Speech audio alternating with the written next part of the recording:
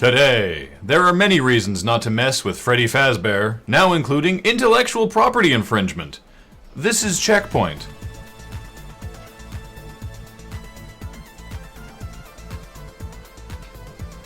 Welcome to CheckPoint. It was Mother's Day yesterday, so if you forgot, we are useless to you. Yeah, next time don't be such a scrub. Are you a fan of horror games and have more money than sense? Bad news, you won't be able to blow upwards of $1,000 on a PS4 with the Silent Hills Teaser PT installed because eBay has taken all the listings down. In case you didn't know this was a thing that people were doing, yes, once Konami delisted the PT Teaser from the PSN store, auctions began appearing for PS4 consoles with the now ephemeral demo already installed. But, just like when people were trying to sell smartphones with Flappy Bird already installed, eBay stepped in and shut down the auctions. Turns out, they have a perfectly reasonable policy about console hardware being wiped to factory settings.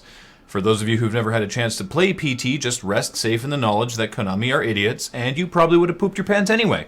Nintendo is profitable again! Rejoice and celebrate, since the economic fate of a Japanese corporation has a direct impact on your emotional well-being. But seriously, Nintendo has posted its first profit since 2012, which is kind of a big deal.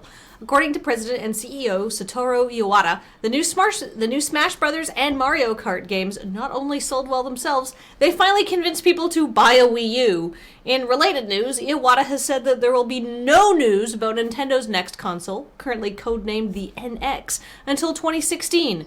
Because we are calling it a new concept, we are not thinking of this as a simple replacement for the 3DS or Wii U, he said during an investors call. Hopefully, for Nintendo's sake, the new concept they're working on is just launching a console with games that people want to play. Hi-Rez Studios has revealed the newest hero in their multiplayer battle arena, Smite. His name is Ratatoskur, and he's a squirrel, and he's real!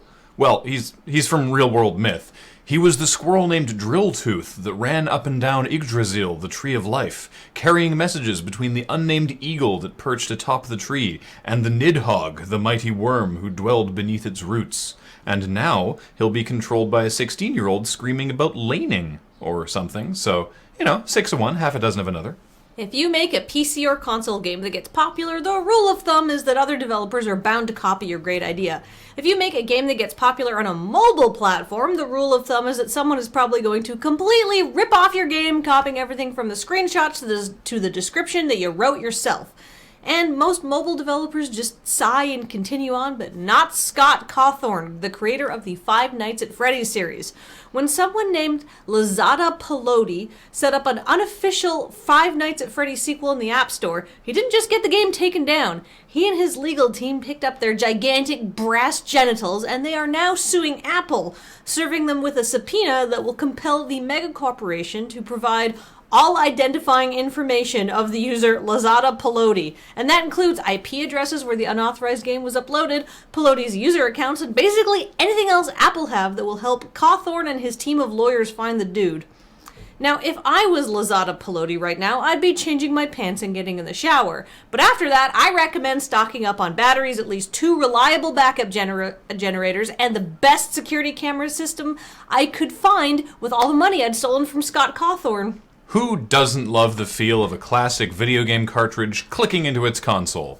Statistically, a majority of our viewers considering the N64 came out in 1996. But those who want that classic cartridge vibe again, complete with blowing dust off the contacts, get excited, because retro gaming superfan Mike Kennedy has developed a new cartridge-based console called simply the Retro Video Game System. Unlike devices such as the Retron 5 that use actual old-school cartridges, Kennedy's plan for the Retro VGS is to feature new games. Apparently, he's already spoken with a number of smaller developers who have expressed interest in putting some of their indie titles onto carts, but this has to be a hard sell, right?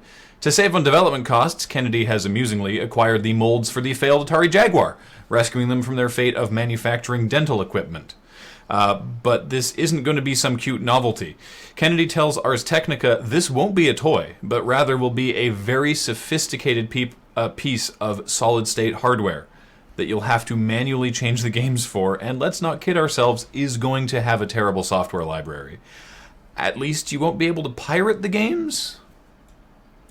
Okay, it's not the best idea for a console, but I will give them that they have a business plan.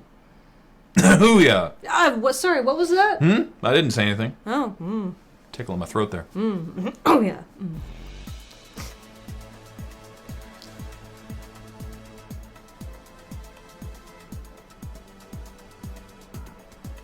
Coming up, some Norwegians decided it would be fun to see what happens when you give a bunch of soccer players VR goggles and basically make them play themselves inside of a video game. Turn out I could totally own these scrubs at FIFA. Ha! Well, this Checkpoint episode had everything. It had jump scares, it had people being called scrubs, it had a joke at the Ouya's expense. This is like a perfect Checkpoint episode. It's everything you could ever want. It even had a positive story about Nintendo. I know. Hello, Checkpoint fans! A reminder that Checkpoint, much like everything we do, is now supported by you directly through Patreon. Please check it out. We would really appreciate it.